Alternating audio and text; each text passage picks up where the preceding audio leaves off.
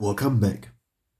For the making of this deck, I took inspiration from Godformat's Limited and Forbidden card list, the April 2005 ban list. With the exception of 3 cards, all cards included in this build appear on the ban list either as limited or semi-limited. While this limits our card pool for deck building purposes tremendously, ban list control still can appear somewhat competitive, as most of its cards were put to limited status for a reason. They would be too powerful if put to unlimited status. Most decks would play the maximum number of 3 copies, and top tier decks would look very similar to each other. I start off with the controversial part of the deck, themed to solely comprise cards from the ban list. The Spellcaster engine to bring forth Sacred Phoenix of Nephthys. Without this package, the inclusion of the Phoenix would not be reasonable, as it requires 2 tributes for its normal tribute sum. Hand of Nephthys can special summon the Phoenix from her hand or the deck by offering herself plus 1 other monster on our side of the field as tribute. She can be floated into from her deck whenever Apprentice Magician is destroyed in battle. Apprentice Magician can also float into another copy of herself or into a face-down Magician of Faith.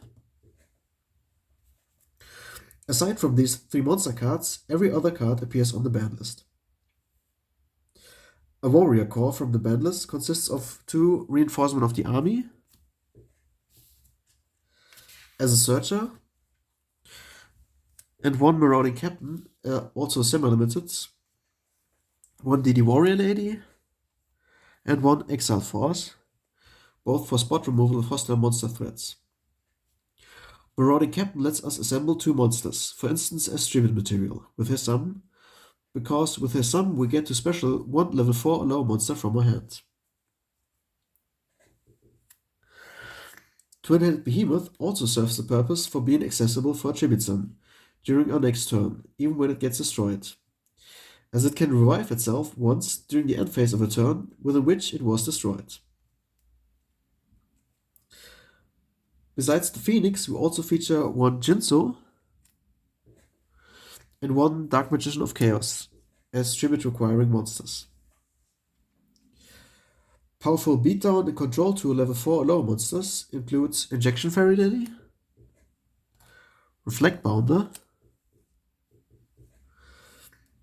Breaker the Magical Warrior, and Tribe-Infecting Virus. Injection Fairy Lily can temporarily boost her attack value to a whopping 3400 points.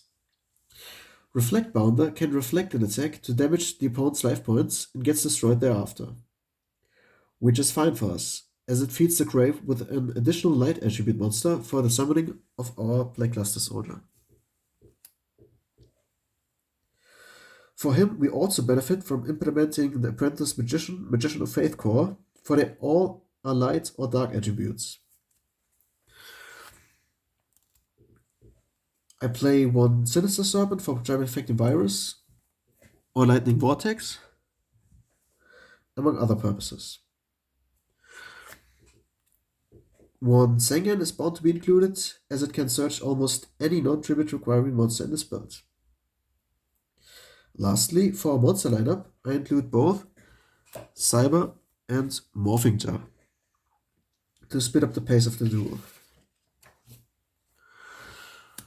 1 Nobleman of Crossout, 1 United We Stand, and 1 Mage Power as our equip card powerhouses.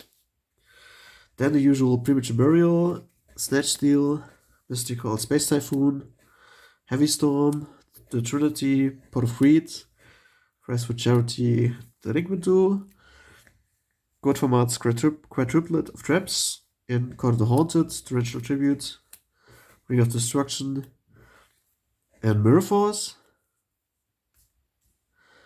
Good.